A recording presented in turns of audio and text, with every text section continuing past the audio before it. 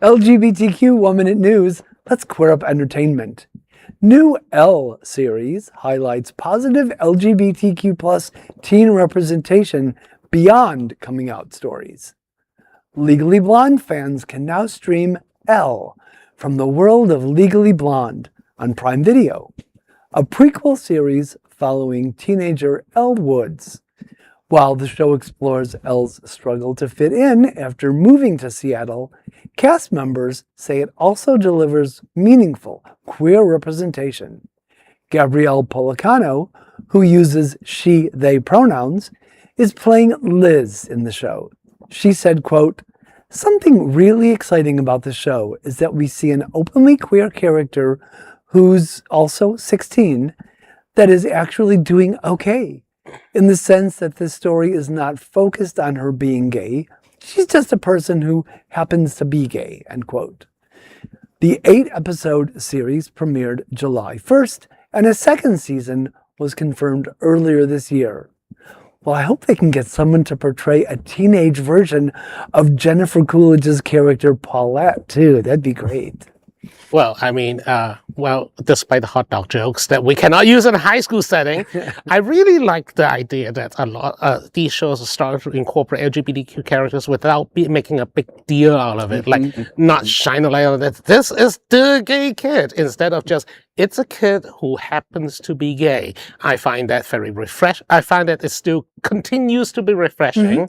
On the other hand, does that mean that they might get less storyline or less? I mean, we still want queer-focused storylines once in a while, but we do not necessarily have to lean into stereotypes or, make offensive jokes. I mean, we've been there, done that, right? And it is a difficult line because my understanding is the character doesn't identify as non-binary, but like early 90s, there was a lot of experimentation on pronouns where instead of they, them, it was more the, their was the terms that we were trying at the time. So but you have to be careful because people today don't understand that. So unless you really set that up. But my honest reaction to the show is there is no need for this show. I do not need to know about Elle's high school experience. We don't need to bleed every ounce of potential TV shows out of every piece of quote-unquote intellectual property out there. I don't care what Elle was doing in high school. Well, it was a movie, it was a stage musical, and now it's a TV series. And a prequel. It's a TV prequel. So no FOMO for you as a homo? No FOMO for this homo. No, but I just want to end the note and saying that,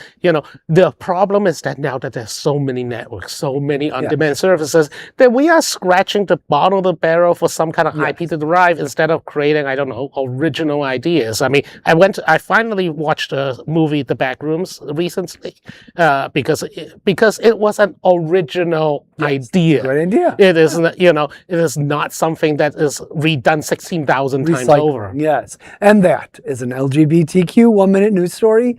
There is no other queer nonprofit media platform like this in the entire world.